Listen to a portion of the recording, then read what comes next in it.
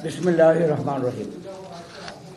এখানে আমার প্রিয় প্রিন্ট ও ইলেকট্রনিক মিডিয়ার সাংবাদিক ভাই বোনেরা, আমার সাথে এই প্রেস ব্রিফিংয়ে উপস্থিত নেতৃবৃন্দ, আসসালামু আলাইকুম। আমি প্রথমেই আপনাদের সাংবাদিক ভাই বোনদের কাছে আমি আমার ব্যক্তিগত তরফ থেকে ধন্যবাদ জানাতে চাই যে আপনারা জানেন যে আমি একটা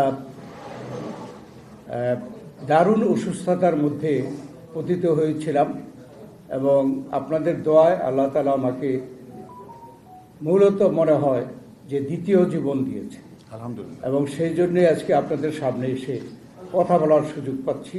তার জন্য আপনারা যে দোয়া করেছেন, আমি জানি সকলেই দোয়া করেছেন, সেই জন্য আমি আপনাদেরকে ধন্যবাদ জানাই, আল্লাহর কাছে শুকরিয়া আদায় করি। আজ অত্যন্ত গুরুত্বপূর্ণ বিষয় নিয়ে বাংলাদেশ জাতীয়তাবাদী দল বিএনপির অবস্থান ও পরিকল্পনা সম্পর্কে ধারণা প্রদানের জন্য আপনাদের আমন্ত্রণ জানিয়েছি। আমরা আজকে আমাদের দলের পক্ষ থেকে সবার জন্য স্বাস্থ্য পর্যায়ক্রমে বাস্তবায়নের লক্ষ্যে জাতীয় স্বাস্থ্যখাত সংস্কার প্রস্তাবনার একটি খসড়া জনগণের জন্য উপস্থাপন করার জন্য আজকে এখানে আপনাদেরকে কষ্ট দিয়েছি।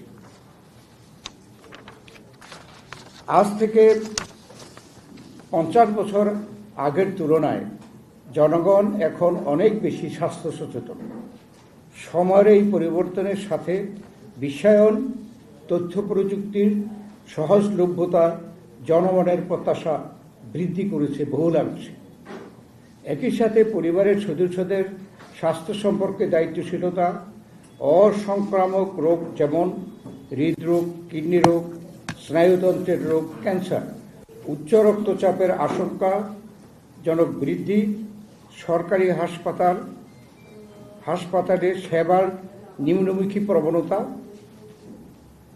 ঔষধপত্রের উচ্চমূল্য, মহানগর ও নগর কেন্দ্রিক বিশেষায়িত সেবা, গ্রামীণ ও প্রান্তিক জনগোষ্ঠীর কাছে মানসম্মত চিকিৎসা সেবা পৌঁছানোর ব্যর্থতা, চিকিৎসক ও চিকিৎসা প্রার্থীদের মাঝে সম্পর্ক আস্থার সংকট, বেসরকারি স্বাস্থ্যসেবার উচ্চমূল্য, প্রবীণ জনগোষ্ঠীর চিকিৎসা সেবার চাহিদা বৃদ্ধি, পরিবেশ ও জলবায়ুর পরিবর্তন, খাদ্য নিরাপত্তা, স্বাস্থ্য বাজেটে অপর্যাপ্ত অর্থ সংস্থান ইত্যাদি বিষয় মানসম্মত চিকিৎসা প্রদানের ক্ষেত্রে গুরুত্বপূর্ণ। এর সাথে বিগত 15 বছর স্বাস্থ্যখাতে পরিকল্পিত উদাসীনতা ও দুর্নীতির ব্যাপকতার মাধ্যমে অতি সাধারণ চিকিৎসার জন্য ক্রমবর্ধমান বিদেশ গমনের প্রবণতা, দুর্নীতির ব্যাপকতার মাধ্যমে অতি সাধারণ চিকিৎসার জন্য ক্রমবর্ধমান বিদেশ গমনের প্রবণতা বৃদ্ধিতে দেশীয় সেবার প্রতি জনগণের বিমুখ করার ষড়যন্ত্রের বিষয়টি স্বাস্থ্য বিষয়ক সংস্কারের অগ্রাধিকার বিবেচনা রাখা প্রয়োজন। মানসম্মত মেডিকেল শিক্ষা, স্নাতকোত্তর শিক্ষা ও দেশের জন্য উপযোগী চিকিৎসা গবেষণা, চিকিৎসা প্রতিষ্ঠানের নিরাপত্তা, ডায়াগনস্টিক রিপোর্টের বিশ্বাসযোগ্যতা, ঔষধের মূল্য, ইউনানি, কবিরাজি ও হোমিওপ্যাথিক সহ ঐতিহ্যগত সনাতন চিকিৎসা পদ্ধতির প্রস্তাব ইত্যাদি বিষয়েও বিবেচনার অগ্রাধিকার রাখা প্রয়োজন।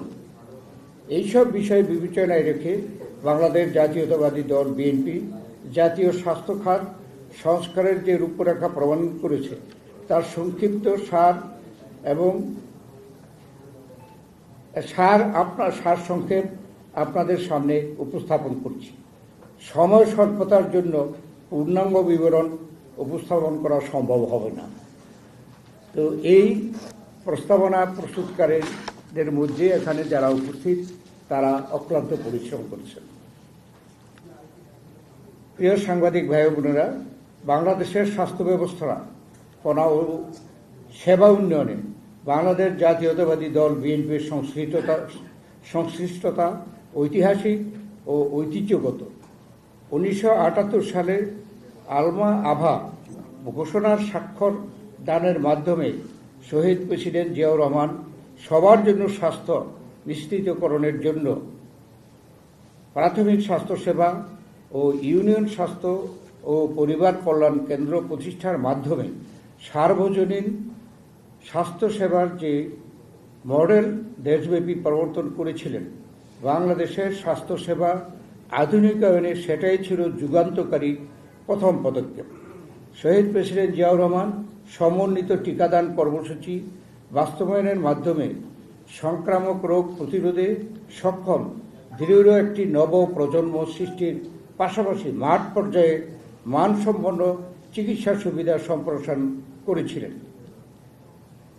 বিএনপি নেতৃত্বে শহীদ প্রেসিডেন্ট জিয়াউর রহমান অসংক্রামক রোগ ব্যাধির জন্য তিনি প্রতিষ্ঠা করেছেন জাতীয় হৃদরোগ ইনস্টিটিউট, অর্থোপেডিক্স ও পুনর্বাসন হাসপাতাল নিটোর, শিশু হাসপাতাল বারডেম, চিকিৎসা শিক্ষা সম্প্রসারণে বিসিপিএস-এর ভিত্তি ভূমি প্রদান ও রোগ প্রতিরোধ শিক্ষা প্রতিষ্ঠান নিপসম সহ অনেক প্রতিষ্ঠান যেমন সৃষ্টি করেছেন, তেমনি পরবর্তীতে বেগম খালেদা জিয়ার সরকার জাতীয় স্নায়ুরোগ ইনস্টিটিউট, জাতীয় চক্ষু বিজ্ঞানী ইনস্টিটিউট, জাতীয় ক্যান্সার ইনস্টিটিউট এবং মেডিকেল কলেজ হাসপাতাল সমূহ অসংখ্য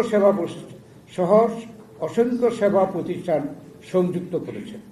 অন্তর্বর্তীকালীন সরকারের স্বাস্থ্য ব্যবস্থাপনা সংস্কার উদ্যোগকে বাংলাদেশ জাতীয়তাবাদী দল স্বাগত জানায়, তবে বিশ্বাস করে যে একটি নির্বাচিত দলের পক্ষেই বা দলের সরকারের পক্ষেই জনপ্রত্যাশার সাথে সংগতিপূর্ণ সংস্কার প্রস্তাব প্রণয়ন ও বাস্তব সম্ভব।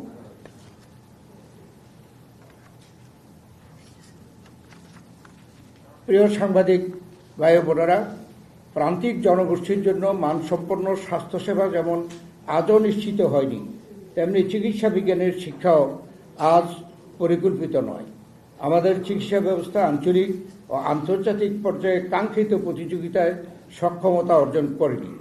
সাধারণ জনগোষ্ঠী চিকিৎসা সেবা প্রাপ্তির জন্য বিদেশ গমন প্রবণতার এখনও রয়েছে উচ্চ হার। বেসরকারি স্বাস্থ্যসেবা ব্যবস্থা অদ্যাবধি সর্বজনীন জনবান্ধব হয়ে ওঠেনি। স্বাস্থ্যসেবা প্রাপ্তি দেশের জনগণের অন্যতম মৌলিক অধিকার, কথাটির বাস্তব প্রতিফলন আজও প্রত্যাশিত মাত্রায় উপনীত হয়নি। একটি পরিকল্পিত স্বাস্থ্যনীতির অনুপস্থিতি, চিকিৎসা প্রার্থীর সম্পর্ক উন্নয়ন, প্রতিরোধী যে প্রতিকারের চাইতে গুরুত্বপূর্ণ, এই সত্যকে প্রতিষ্ঠা করা এখনও সম্ভব হয়নি। যদিও বাংলাদেশ 2030 সালের মধ্যে সর্বজনীন স্বাস্থ্যসেবা অর্জনের জন্য প্রতিশ্রুতিবদ্ধ, কিন্তু পরিতাপের বিষয়, যদিও বাংলাদেশ 2030 সালের পরিতাপের বিষয় এর অন্তর্ভুক্তির সূচকে 2021 সালে বাংলাদেশ 100-তে পেয়েছিল মাত্র 52।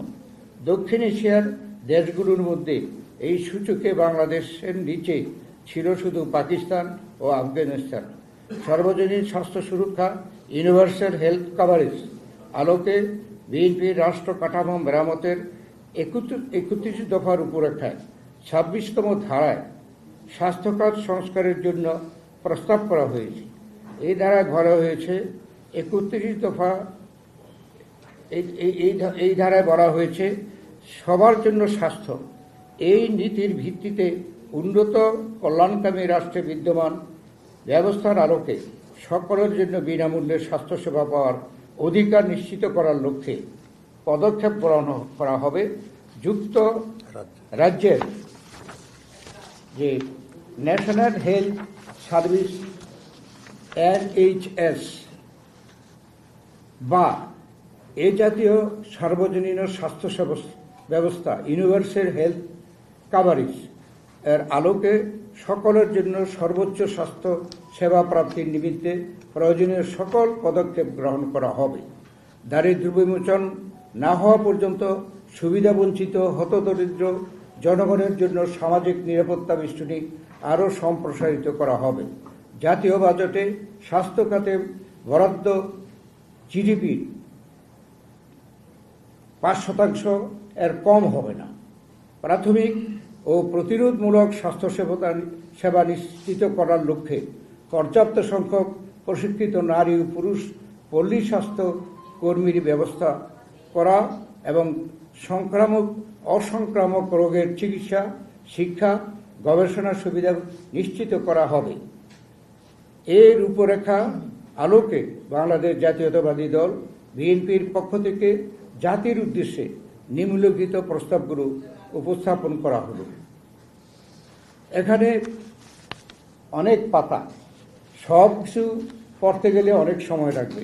আমি সংক্ষেপে বলতে চাই যে গুরুত্বপূর্ণ বিবেচ্য বিষয় আমরা মনে করি বাংলাদেশের স্বাস্থ্য ব্যবস্থার আলোচনায় প্রায়শই বাংলাদেশ মেডিকেল ও ডেন্টাল কাউন্সিলের অধীনে রেজিস্টার্ড চিকিৎসকদের বিবেচনায় রেখে সকল পরিকল্পনা, নির্দেশনা, নীতিমালা প্রণীত হয়। ফলে দেশে বিদ্যমান প্রচলিত ঐতিহ্যবাহী traditional medicine, Unani, Ayurveda, homeopathy, কবিরাজি চিকিৎসা ব্যবস্থার অস্তিত্ব উপেক্ষিত হচ্ছে। ফলে অতীতের প্রচলিত চিকিৎসা ব্যবস্থার অধিকতর উন্নয়ন, আধুনিকায়ন ও বৈজ্ঞানিক করার লক্ষ্যে প্রয়োজনীয় গবেষণা ও বিবিধ সহায়তা প্রদান সমান গুরুত্বপূর্ণ। স্বাস্থ্য খাতে বিগত 15 বছর অনিয়ম এবং তার এখন করণীয় আমাদের এখানে প্রস্তাব হচ্ছে। বিগত আওয়ামী লীগ আমলে স্বাস্থ্য খাতে আর্থিক দুর্নীতি, অনিয়ম সহ পদোন্নতি, বদলি, প্রশাসনিক পুনর্বিস্তারে প্রশাসনিক দুর্বৃত্তায়নের মাধ্যমে রাষ্ট্রের আর্থিক ক্ষতি সাধনের সাথে স্বাস্থ্য ব্যবস্থাকে দলীয়করণের আবরণে আচ্ছাদিত করা হয়েছে। অবিচার ও অন্যায়ের প্রাবল্যে স্বাস্থ্য খাতের জনবলের পেশাগত দক্ষতার চরম ক্ষতি সাধিত হয়েছে। ফলে স্বাস্থ্যসেবার জনগণের প্রত্যাশিত প্রাপ্তি থেকে বঞ্চিত। সমগ্র স্বাস্থ্য ব্যবস্থায় তীব্র বিদেশমুখিতা সৃষ্টি হয়েছে। চিকিৎসক ও রোগীর সম্পর্কে হয়েছে অবনতি। স্বাস্থ্য প্রতিষ্ঠানসমূহ হয়ে পড়েছে অনিরাপদ। সরকারি স্বাস্থ্যসেবার অধিক ক্ষেত্রে জনগণ উচ্চমূল্যের বেসরকারি চিকিৎসা গ্রহণে বাধ্য হচ্ছে। এমতো অবস্থায় প্রয়োজন সুষ্ঠু তদন্ত ও পর্যালোচনার মাধ্যমে দুর্নীতির নিরপেক্ষ অনুসন্ধান ও দোষীদের উপযুক্ত শাস্তি বিধান। আমাদের প্রস্তাবের মধ্যে কয়েক মেয়াদের প্রস্তাবনা আছে। স্বল্প মেয়াদী 1 থেকে 3 বছর।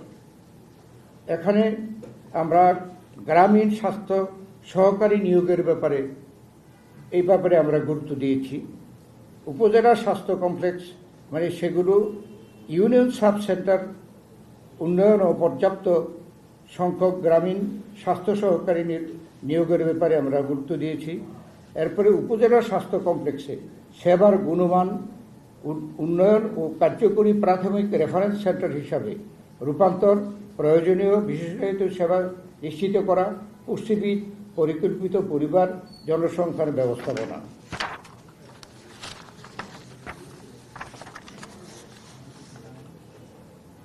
জিপি, জেনারেল ফিজিশিয়ান অধীনে প্রত্যেক নাগরিককে একজন সরকারি রেজিস্টার্ড চিকিৎসকের অধীনে রাষ্ট্রীয় খরচে সর্বোত্তম স্বাস্থ্য ব্যবস্থা প্রদানের পর্যায়ক্রমিক ব্যবস্থা গ্রহণ। বিদ্যমান 2য় জেলা ও সদর হাসপাতাল এবং 3য় স্তরের বিশেষায়িত স্বাস্থ্যসেবা শক্তিশালীকরণ, সঠিক রেফারেন্স সিস্টেম বাস্তবায়ন, কিডনি, ক্যান্সার, হৃদরোগ, স্নায়ুরোগ চিকিৎসা সহ 24 ঘন্টা হেল্পলাইন, জরুরি সেবা, দুর্ঘটনা পরবর্তী সেবা, দ্রুত রোগী স্থানান্তর ব্যবস্থা করা। স্বাস্থ্যসেবার সেবায় ন্যায় বিচার, রোগী ও সেবা প্রদানকারীর জন্য সমতাভিত্তিক আইন প্রণয়ন, সমাজের প্রতিনিধিকারী ব্যক্তিবর্গ সমন্বয়ে চিকিৎসক ও রোগী সম্পর্ক উন্নয়নের কার্যকর ব্যবস্থাপনা, স্বচ্ছতা, মিডিয়ার যথাযথ এবং ইতিবাচক ব্যবস্থা। এরপরে আছে মধ্যমেয়াদী, এটা 1 থেকে 5 বছর। দীর্ঘমেয়াদী সেটা হচ্ছে 10 বছর পর্যন্ত। এই প্রস্তাবনাগুলো আসলে এই যে বর্তমান যে সরকার নিরপেক্ষ এবং অন্তর্বর্তীকালীন সরকারের কাছে আমরা সেইভাবে আমরা উত্থাপন করছি, কিন্তু আমরা আশা করি না যে তারা এই প্রস্তাবগুলো বাস্তবায়ন করার সক্ষমতা রাখে বা সেই সময় পর্যন্ত থাকবে। কারণ এর পরের প্রস্তাবগুলো হচ্ছে 1 থেকে 5 বছর, তারপরে 10 বছর পর্যন্ত। এই পর্যন্ত একটি অন্তর্বর্তীকালীন সরকার তো থাকতে পারে না। কিন্তু আমরা জাতির জন্যে আমরা এই প্রস্তাবনাগুলো উপস্থাপন করছি, যে এই প্রস্তাবনাগুলো যদি এই সরকার গ্রহণ করে, পরবর্তী যে সরকারই জনগণের সরকার, জনগণের নির্বাচনে নির্বাচিত হবে, সেই জনগণের সরকার সেগুলো বাস্তবায়ন করবে। আর যদি বাংলাদেশ জাতীয়তাবাদী দলকে জনগণ পছন্দ করে আগামী নির্বাচনে সরকারে পাঠায়, তাহলে আমরা যে এই প্রস্তাবগুলো পরবর্তী দ্বিতীয় পর্যায় এবং চূড়ান্ত মানে দীর্ঘমেয়াদী মধ্যমেয়াদী যে প্রস্তাবগুলো, এগুলো আমরা আমাদের দলের পক্ষ থেকে আমরা জনগণের কাছে আশ্বাস দিতে চাই যে আমরা এই প্রস্তাবনাগুলো বাস্তবায়নের জন্য আমরা আমাদের চেষ্টা চালাবো। তো এখানে প্রস্তাবনাগুলো এখানে আছে, আসলে ডিটেল বলতে গেলে অনেক সময় লাগবে। এরই মধ্যে আমি জানি যে আপনাদের অনেকটা ধৈর্য, এখানে আসলে আমাদের অনেক কিছু বলার ছিল। তো এই কাগজগুলো আপনারা পাবেন। তা আমাদের অনুরোধ যে আপনারা দয়া করে আমাদের যে মধ্যমেয়াদী সেটা হলো 1 থেকে 5 বছর, দীর্ঘমেয়াদী 10 বছর পর্যন্ত, এই সকল ক্ষেত্রে আমাদের যে প্রস্তাবনা, এই প্রস্তাবনাগুলো আপনারা সাধ্যমতো মিডিয়ার মাধ্যমে জনগণের সামনে আপনারা তুলে ধরবেন।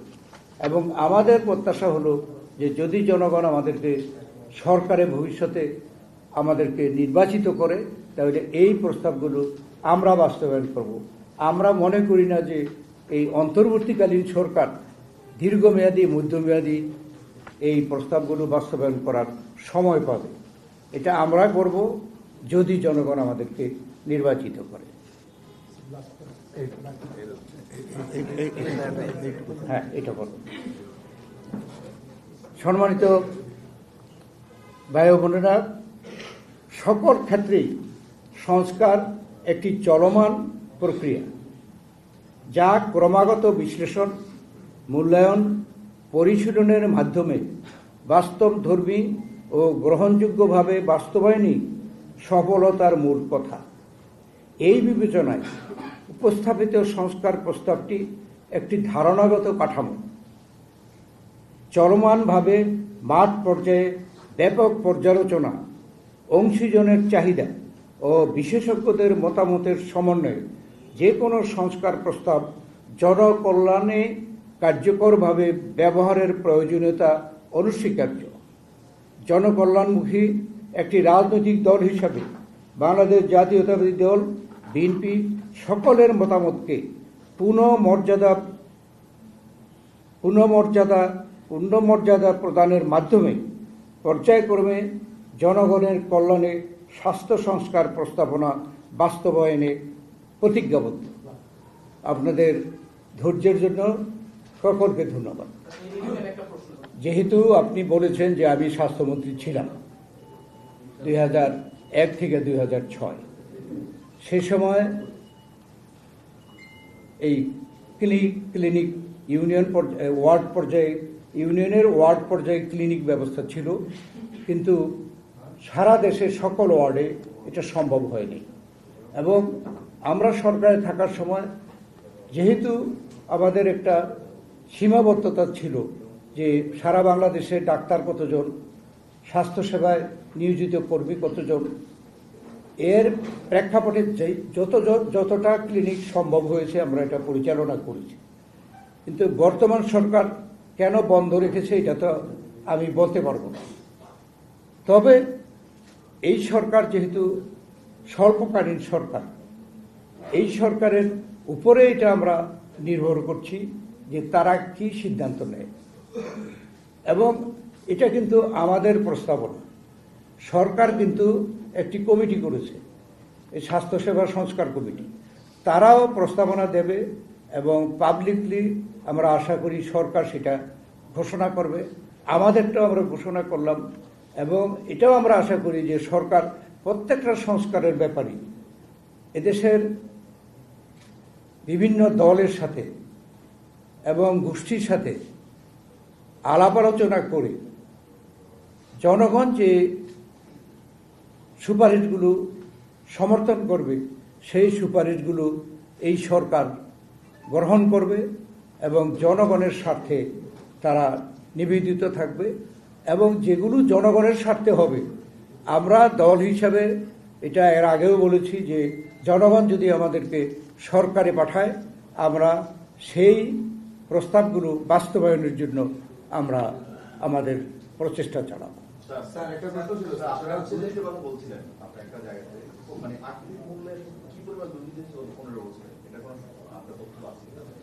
না, এটা আমরা এখনো এই মূল্যায়ন করিনি। এই মূল্যায়ন করার জন্য সরকার বিভিন্ন কমিটি করেছে। এই মূল্যায়ন করে তারা যখন রিপোর্ট দিবে তখন হয়তো আমরা সেই ব্যাপারে পর্যালোচনা করব, কিন্তু এখন পর্যন্ত আমরা সেটা করিনি, নিজেরা করিনি। সরকার করছে বলে আমরা জানি, কিন্তু এটা প্রকাশ করেনি।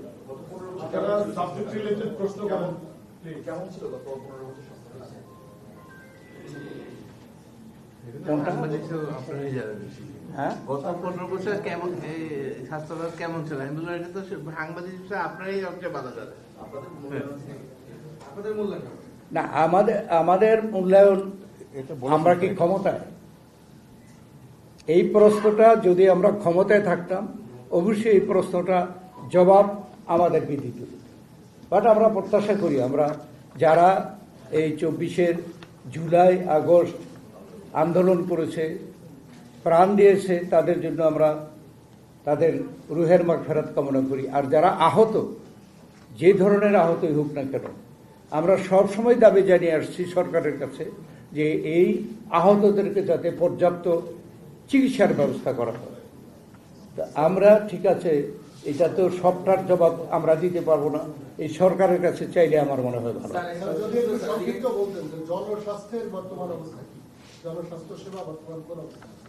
বর্তমান অবস্থা মাত্র 6 মাস। স্বাস্থ্য খাতটা এরকম অবস্থা যে এটাকে একটা পরিবর্তন করতে হইলে সেই রকমের একটা পরিকল্পনা গ্রহণ করতে হবে এবং দীর্ঘমেয়াদী মধ্যমেয়াদী পরিকল্পনা নিয়ে কিন্তু এই ক্ষেত্রকে অগ্রসর করতে হবে। এখন যে চিকিৎসক এখন নিয়োজিত আছে, ইচ্ছা করলেই তো সরকার কালকে এটা বৃদ্ধি করে ফেলতে পারবে না। এটা বিসিএস এর মাধ্যমে আবার রিক্রুট করতে হবে, নার্স রিক্রুট করতে হবে, স্বাস্থ্যসেবক বিভিন্ন হাসপাতালের কর্মী রিক্রুট করতে হবে। করার পরে আমরা যে প্রাথমিক যে কথাগুলো বলেছি, এই প্রাথমিক বিষয়গুলোকে যদি বাস্তবায়ন করতে হয়, সেই জন্য আমরা জোর দিয়েছি আমাদের প্রথম পর্বের ব্যাপার, যেহেতু এই সরকারের সেখানে করার আছে। আমরা আশা করি যে এই দৃষ্টিকোণ থেকে প্রয়োজনীয়তাকে চিন্তা করে সরকার প্রাথমিক ব্যবস্থা নেবে। এটা আপনারা তো জানেন যে জনগণের সরকার যাওয়ার প্রক্রিয়াটা কি। জনগণের কাছে নির্বাচনের জন্য যেতে হয়, পার্টিতে অনেক পরীক্ষা দিয়ে মনোনয়ন পাওয়ার উপযুক্ত হয়, তারপরে আবার জনগণের কাছে পরীক্ষা দিতে হয়। জনগণ ভোট দিলে এমপি হয়, এমপিরা যারা হন তারা আবার আমাদের সংবিধান মোতাবেকই আমাদের পার্লামেন্টের কাউন্সিল আছে, সেখানে বসে সরকার দলীয় যারা মেজরিটি হয় তারা মন্ত্রিসভা গঠন করে। এখন আপনার যে প্রশ্নটা, এটা আমার একার পক্ষে এইভাবে আগে থেকে বলা, এটা কিন্তু গণতান্ত্রিক না। আসলে আমি যেহেতু পুরাটা পড়তে পারিনি, আমাদের মধ্য যে মেয়াদ, দীর্ঘমেয়াদে এখানে কিন্তু আমরা পরিষ্কার আমাদের প্রস্তাবনা আছে এবং আমরা কমিটেড যে আমরা প্রথমেই আমি বক্তৃতায় বলেছি যে আমাদের রোগীরা যে বিদেশে যায় এটাকে নিরুৎসাহিত করতে হলে আমাদের এখানে মান আমাদেরকে বাড়াতে হবে। শিক্ষাক্ষেত্রে উন্নত মানের এখানে চিকিৎসক তৈরি করতে হবে, উন্নত মানের নার্স প্রতিষ্ঠা আমাদের তৈরি করতে হবে। এগুলো করার জন্য আমাদের কিন্তু মধ্যমেয়াদী এবং দীর্ঘমেয়াদীতে আমাদের এখানে প্রস্তাব আছে এবং আমাদেরকে যদি জনগণ সুযোগ দেয় এই প্রস্তাব অনুযায়ী আমরা এটা বাস্তবায়ন করব। এবং আমরা যখন দেশনেত্রী বেগম খালেদা জিয়ার নেতৃত্বে 2001-2006 ক্ষমতায় ছিলাম, এখন যদি আমরা বলতে যাই অনেক বলতে হবে। দেশনেত্রী বেগম খালেদা জিয়া এদেশে নতুন বেশ কয়েকটি হাসপাতাল করেছেন, যেমন ঢাকাতে এখানে মুগদা, এখানে এইভাবে বগুড়াতে শহীদ জিয়াউর রহমান মেডিকেল কলেজ হাসপাতাল, এইভাবে কিন্তু 5টার উপরে নতুন হাসপাতাল করছে এবং জেলায় জেলায় সব আগের যে আসন ক্ষমতা ছিল শয্যা তার থেকে বৃদ্ধি করেছে। এরকম অনেক এক্সপানশন করেছে।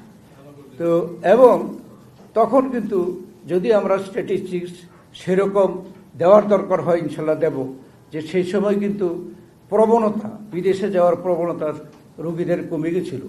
আপনারা লক্ষ্য করেন ওই সময়কালে এই দেশে কিন্তু বেসরকারি হাসপাতালগুলো ডেভেলপ করেছে। আমাদের নেত্রী বেগম খালেদা জিয়া এই আপোলো হাসপাতাল উদ্বোধন করেছে, আমাদের সময় স্কয়ার হাসপাতাল, আমাদের সময় ইউনাইটেড হাসপাতাল। এই যে বেসরকারি হাসপাতালগুলো হয়েছে এগুলো কিন্তু আমরা সাহস করে করেছিলাম। তখন কিন্তু এ ব্যাপারে কিছুটা প্রতিবাদও ছিল, কিন্তু আমরা সাহস করে করেছি। এইগুলোর দেখা দেখি কিন্তু আরও অনেক বেসরকারি হাসপাতাল রয়েছে। তো আমরা আমাদের চেষ্টা যে নীতি সেটাতে আমরা অচল আছি। ইনশাল্লাহ যদি সুযোগ পাই আমরা আবার সেই আদর্শ আমাদের মূল উদ্দেশ্যগুলো সফল করার চেষ্টা করব, বাস্তবায়ন।